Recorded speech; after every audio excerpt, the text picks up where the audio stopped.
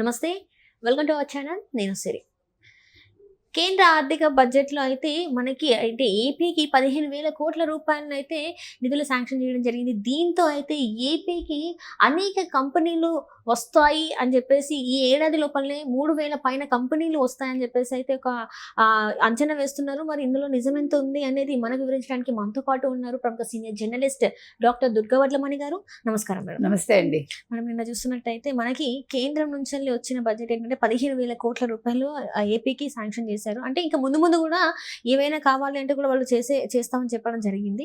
దీంతో ఏపీకి అనేక కంపెనీలు అంటే దాదాపు 3,000 కంపెనీలు పైన రాబోతున్నాయి అని చెప్పేసి అయితే మరి వార్తలు వస్తున్నాయి. ఇందులో ఎంతవరకు వాస్తవం ఉందంటారు? మరి ఆల్రెడీ మనం మాట్లాడుకున్నామండి. 400 కంపెనీలు అంటే వాళ్ళ ప్రతినిధులు రెడీగా ఉన్నారు చంద్రబాబు నాయుడు గారిని కలవటానికి అని.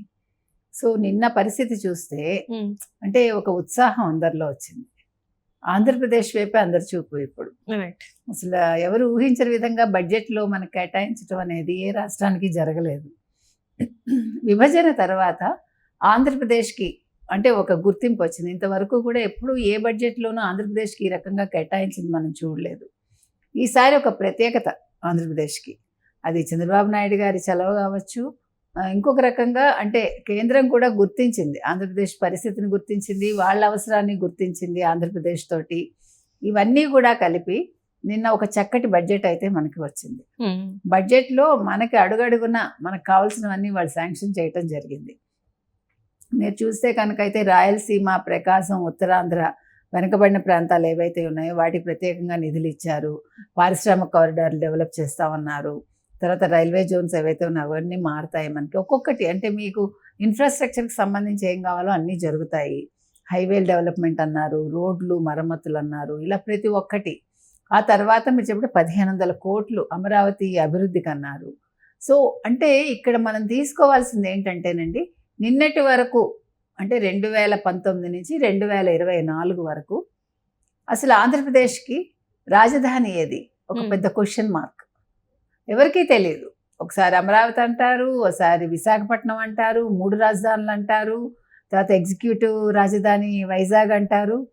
మనం ఇన్ని చూసాం. కానీ మనకి నిన్నటితోటి ఒక స్పష్టత వచ్చింది. పూర్తిగా అమరావతి ఆంధ్రప్రదేశ్కి రాజధాని. అమరావతి డెవలప్మెంట్ జరుగుతుంది. ఆల్రెడీ మొదలుపెట్టిన దాన్ని చంద్రబాబు నాయుడు గారు పూర్తి చేస్తారు. కాబట్టి ఎప్పుడైతే డెవలప్మెంట్ స్టార్ట్ అవుతుందో, ఇంకో పక్క ఎప్పుడైతే పోలవరం పూర్తి చేస్తామో మాదే బాధ్యత, నిధులు మేము ఇస్తామని వాళ్ళు చెప్పారో ఆంధ్రప్రదేశ్ సస్యశ్యామలం అవుతుంది అని ఒక ధైర్యం కూడా అందరికీ వచ్చింది. సో ఇది దేనికి సంకేతం అంటేనండి, ఇప్పుడు ఒక పారిశ్రామికవేత్త రావాలి అంటే వాళ్ళు ఇన్ఫ్రాస్ట్రక్చర్ చూసుకుంటారు. వాళ్ళు రాష్ట్రం ఏ రకంగా అభివృద్ధిలో ఉంది, వెనకబడి ఉందా, నిధులు ఉన్నాయా లేదా, నీళ్లు ఉన్నాయా లేదా, ఇవన్నీ చూసుకుంటారు కదా.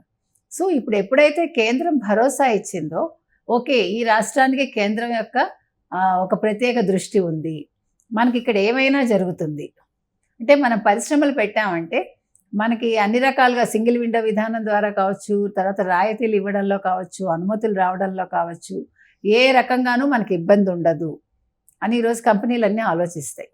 ఎందుకంటే మొన్న మనం చూసాం నాస్కామ్ది, కర్ణాటక వాళ్ళు ఏం పెట్టారు. సో ఇమీడియట్గా లోకేష్ గారు దృష్టి పెట్టి ఒక ట్వీట్ చేయటం అనేది అంటే ఎంత ఫాస్ట్గా మనం రెస్పాండ్ అయ్యాం. Right, that is what required. ఇప్పుడు మామూలుగానే చాలా ఫాస్ట్గా ఉండాలి మనిషి, ముఖ్యంగా మంత్రులు కావచ్చు, ఎవరైనా సరే మనం అందిపుచ్చుకోవాలి. ఏదైనా కూడా ఇట్లా అవకాశం అక్కడ ఉంది అనగానే మనం పరిగెట్టాలి.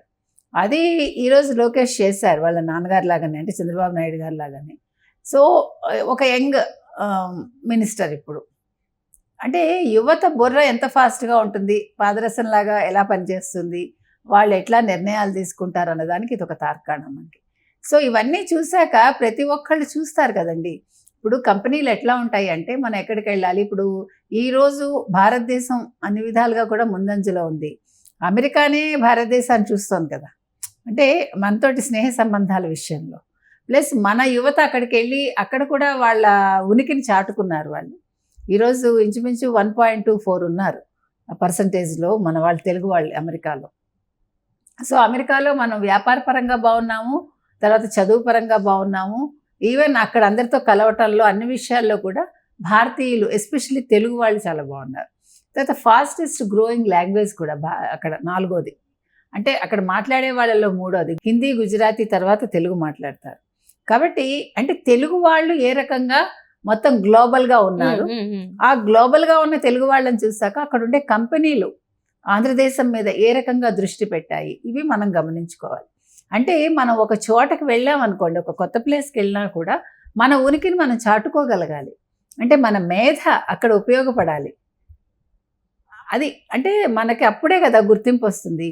ఓ ఆంధ్రప్రదేశ్ మనం వెళ్ళొచ్చు, ఇక్కడ అందరూ కూడా చాలా ఇంటెలిజెంట్ పీపుల్ ఉన్నారు, ప్లస్ ఇక్కడ అన్ని రకాలుగా సెక్యూర్డ్గా ఉంది. సెక్యూర్డ్గా కూడా ఉండాలి, అంటే అల్లర్లు ఉండకుండా, గొడవలు లేకుండా, అంటే అభివృద్ధి పదంలో ఉంటూ అన్ని రకాలుగా కూడా వాళ్ళకి అవకాశం ఉండాలి.